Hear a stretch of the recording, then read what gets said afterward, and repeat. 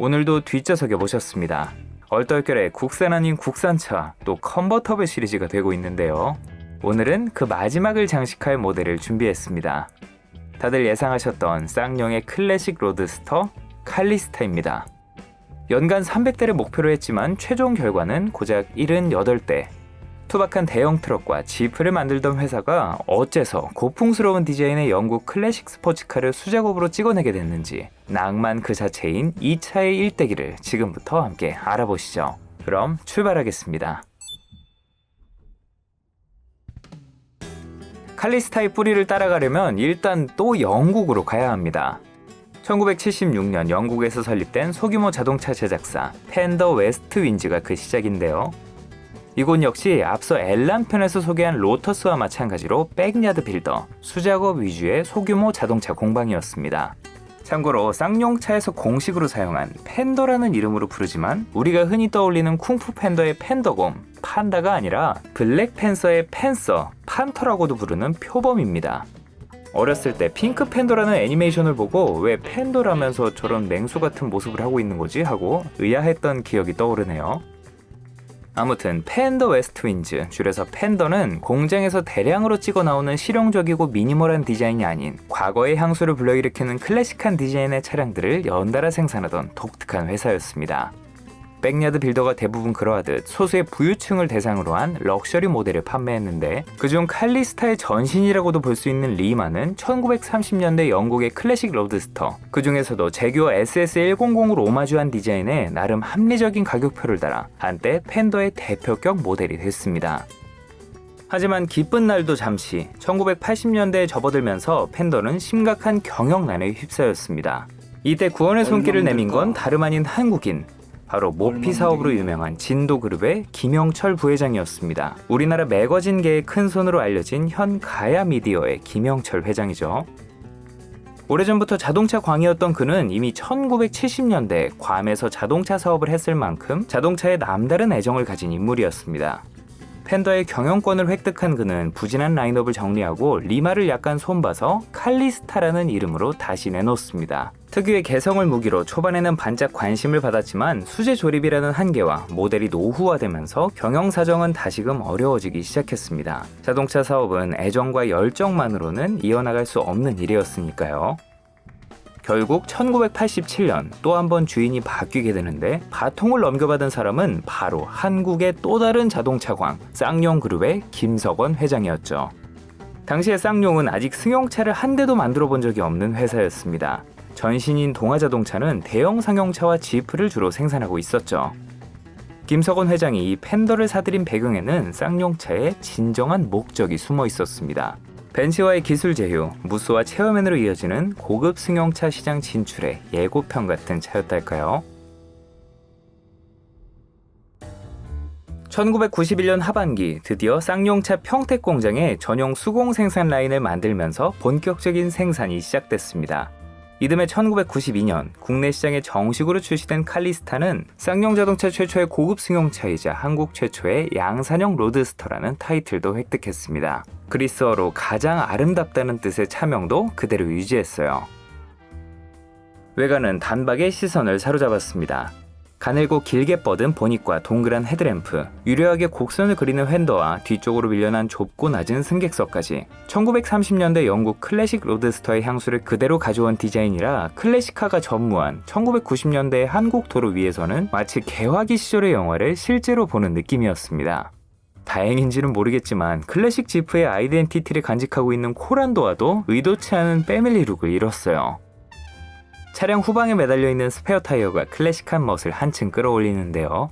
다른 관점으로는 스페어 타이어 하나 수납할 만한 공간이 없다고 볼 수 있겠죠. 사진만 봐도 알 수 있듯 전장 대부분을 차지하는 길쭉한 보닛 덕분에 캐빈룸, 즉 승객석이 상당히 비좁아지면서 타고 내리기도 불편하고 거주성 또한 형편없었습니다. 수납 공간도 없다시피 했죠. 그래도 애초에 실용성을 생각하고 사는 차는 아니니까요. 호두나무 원목으로 마감한 대시보드, 천연가죽 시트를 더한 클래식하면서도 고급스러운 실내는 외관의 분위기와 잘 어울렸고 무엇보다 수동식으로 접어넣을 수 있는 소프트탑 지붕으로 차원이 다른 개방감을 누릴 수 있었습니다. 파워트레인은 펜더 시절부터 사용한 포드의 것을 그대로 사용했습니다. 4기통 2.0L, V6 2.9L 가솔린 엔진 두 가지를 탑재했고 4기통은 115마력, V6는 145마력을 냈습니다. 변속기는 5단 수동 변속기를 기본으로 4단 자동 변속기를 옵션으로 마련해 운전에 서툰 소비자들에게 어필했어요.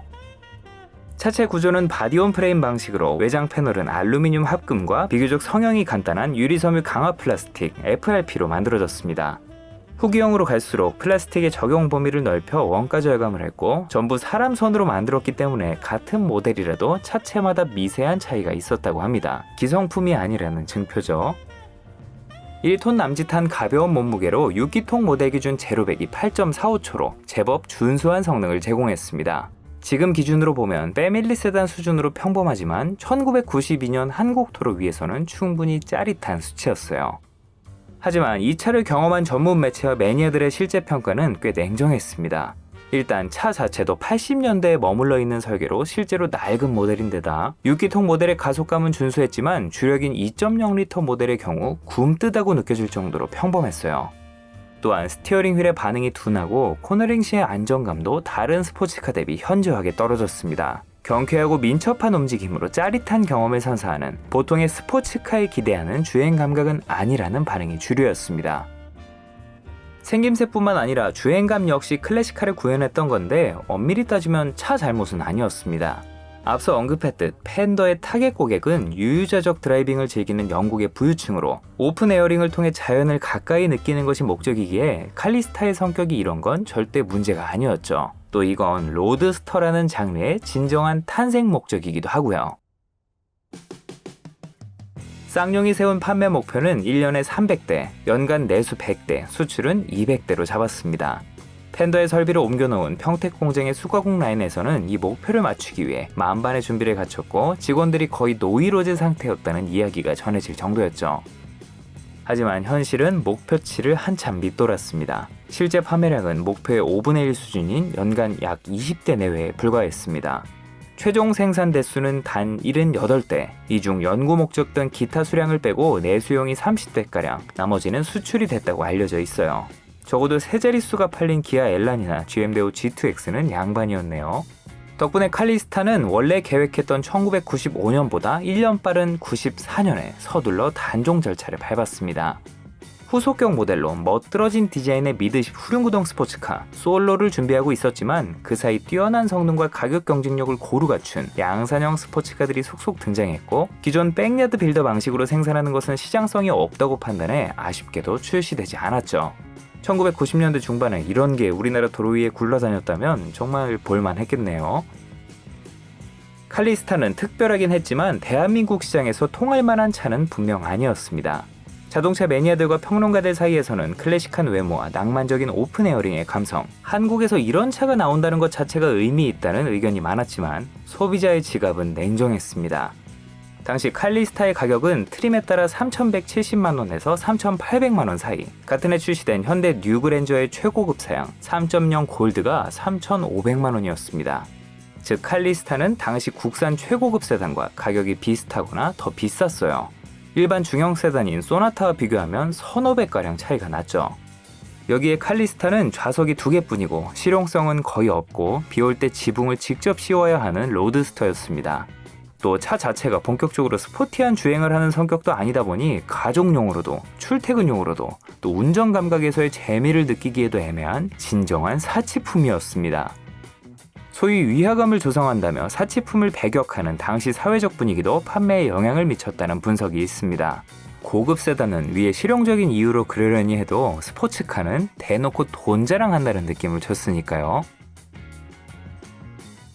사실 칼리스타의 실패가 쌍용 자동차에 유의미한 재무적 타격을 줬다고 보기는 어렵습니다. 애초에 소규모 백야드 빌더였기에 회사 전체 손익에 미친 영향은 제한적이었죠.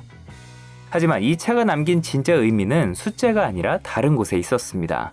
김영철 부회장에게 바통을 넘겨받긴 했지만 칼리스타는 분명 쌍용이라는 회사의 도전 정신을 보여주는 상징적인 모델이었습니다. 투박한 대형 트럭과 지프차만 만들던 회사였던 데다 철저히 수익성만 따졌다면 이런 차를 절대 만들 이유가 없었으니까요. 그런 무모함이 벤츠와의 협업과 무쏘, 체어맨 같은 굵직한 모델로 이어졌고 한때나마 대한민국 자동차 시장을 뒤흔들면서 국산차 발전에 이바지했습니다. 칼리스타는 그런 무모함의 신호탄 같은 차였기에 매니아들에게 그 가치를 인정받아 지금도 고가에 거래되고 있죠. 애초에 극소수 모델만 팔린 데다 30년이 훌쩍 지난 오늘날은 잔존 개체가 열몇 대에 불과할 만큼 희소해서 부르는 게 값이에요. 비교적 최근인 2025년에는 상태 좋은 매물이 무려 1억 8천만 원의 중고차 시장에 나오기도 했죠. 누가 샀을까요, 이거? 이 밖에 당시 우리나라 자동차 시장의 한계를 명확하게 보여준 사례였습니다. 아무리 멋진 차를 만들어도 시장이 받아들일 준비가 안 돼 있으면 팔리지 않는다는 교훈을 남겼어요. 특히 스포츠카, 그 중에서도 더욱 마이너한 장르인 로드스터는 소득 수준은 물론 성숙한 자동차 문화라는 것이 판매에 지대한 영향을 미친다는 것을 이 칼리스타 이후로도 기아 엘란, GM 대우 G2X 같은 도전과 실패가 증명해냈죠. 계실지는 모르겠으나 이 쌍용 칼리스타를 소유해 보셨거나 타보신 분들이 있다면 댓글로 경험담을 공유해주세요. 또 이외에도 여러분이 생각하는 낭만은 있지만 계산은 없었던 차들에 대해서도 남겨주시면 감사하겠습니다. 그럼 다음 영상으로 또 오시겠습니다. 오늘도 동승해 주셔서 감사하고요. 좋은 하루 보내세요.